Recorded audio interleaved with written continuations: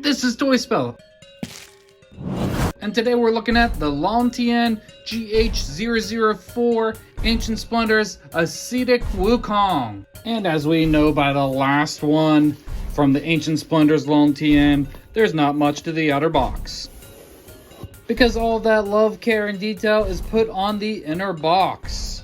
And on the back we have a sneak peek of what the figure is going to look like, the GH004, and then the same information from last time. Another beautiful pamphlet, this time showing this figure, but on the inside it's the same base body and it looks like a lot less parts. Removing the foam and checking behind the foam again. Oh, some more. Everything you get, plus a face reveal.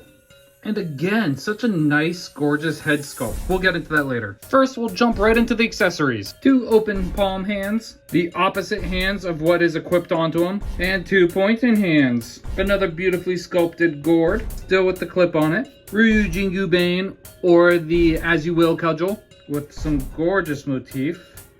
Nice writing.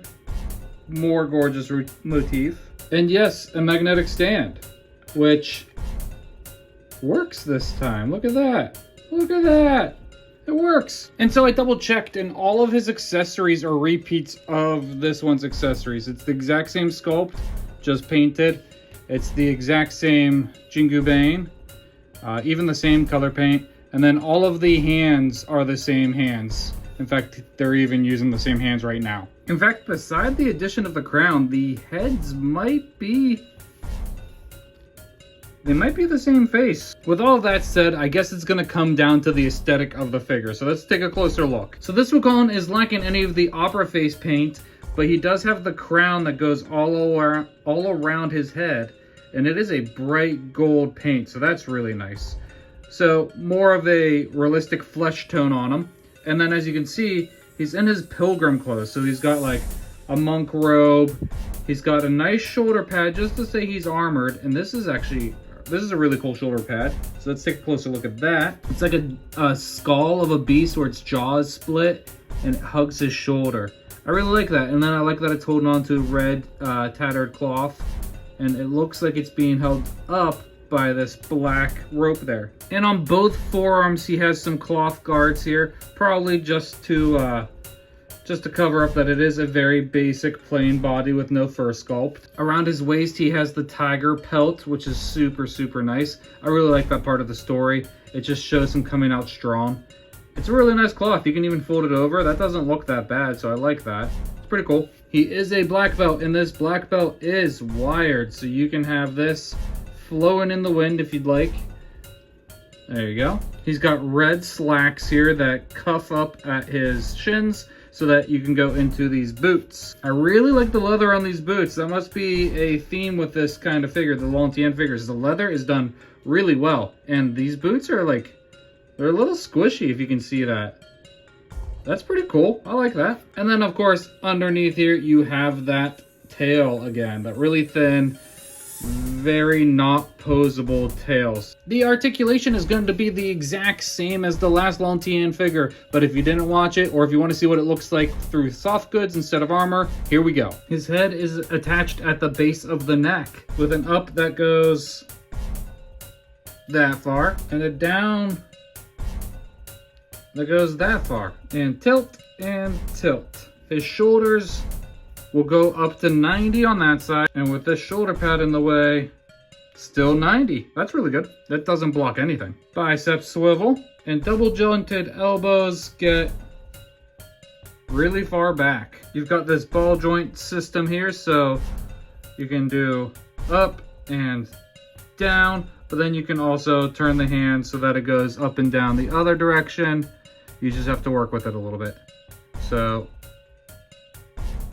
up and down. I'm interested to see his waist because based on the pamphlet, he only has one joint in its mid-torso, and that wasn't really effective with the armor. So forward about that far, and we're going back.